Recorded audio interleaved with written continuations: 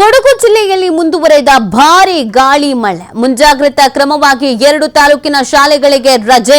ಮಡಿಕೇರಿ ಸೋಮಾರ್ಪೇಟೆಯ ಪ್ರಾಥಮಿಕ ಪ್ರೌಢಶಾಲೆಗಳಿಗೆ ರಜೆ ಘೋಷಿಸಲಾಗಿದೆ. ತಲಕಾವೇರಿ ಭಾಗಮಂಡಲ ವ್ಯಾಪ್ತಿಯಲ್ಲೂ ಕೂಡ ಭಾರೀ ಮಳೆ. ಕಾವೇರಿ ನದಿ ನೀರಿನ ಮಟ್ಟದಲ್ಲೂ ಕೂಡ ಗಣನೀಯ ಏರಿಕೆ. ಭಾಗಮಂಡಲದ ತ್ರಿವೇಣಿ ಸಂಗಮ ಸಂಪೂರ್ಣವಾಗಿ ಭರ್ತಿಯಾಗಿರೋದು. ತ್ರಿವೇಣಿ ಸಂಗಮದ ಗಾರ್ಡನ್ ಬಹುತೇಕ ಜಲಾವೃತವಾಗಿದೆ. ಅಪಾಯದ ಮಟ್ಟ ಮೀರಿ ಹರಿತಾ ಇರುವಂತದ್ದು ಕಾವೇರಿ ನದಿ. ಹಾರಂಗಿ ಜಲಾನಯನ ಪ್ರದೇಶದಲ್ಲೂ ಕೂಡ ಭಾರೀ ಮಳೆ.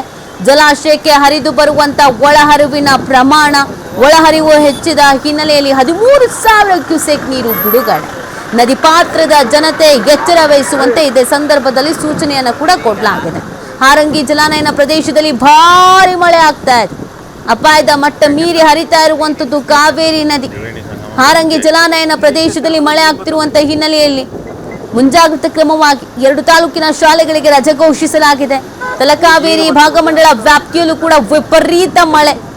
ಕಾವೇರಿ ನದಿ ನೀರಿನ ಮಟ್ಟದಲ್ಲೂ ಗಣನೀಯವಾದಂತ ಏರಿಕೆ ಆಗ್ತಾ ಇರೋದು. ಭಾಗಮಂಡಲದ ತ್ರಿವೇಣಿ ಸಂಗಮ ಸಂಪೂರ್ಣವಾಗಿ ಭರ್ತಿಯಾಗಿದೆ ಅನ್ನೋದ್ರ ಬಗ್ಗೆ ಮಾಹಿತಿ ಇದೆ.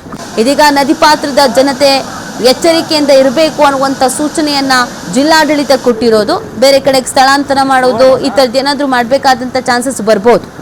ಇವತ್ತು ಕೂಡ ಭಾರಿ ಮಳೆ ಆಗುವಂತ ಸಾಧ್ಯತೆ ಇದೆ ಅನ್ನುವಂಥ ಹಿನ್ನೆಲೆಯಲ್ಲಿ ಶಾಲಾ ಕಾಲೇಜುಗಳಿಗೆ ರಜೆಯನ್ನು ಘೋಷಿಸಲಾಗಿದೆ.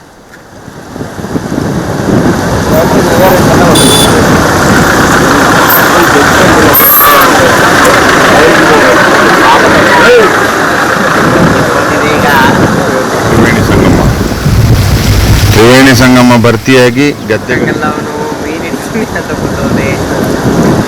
ಮೀನು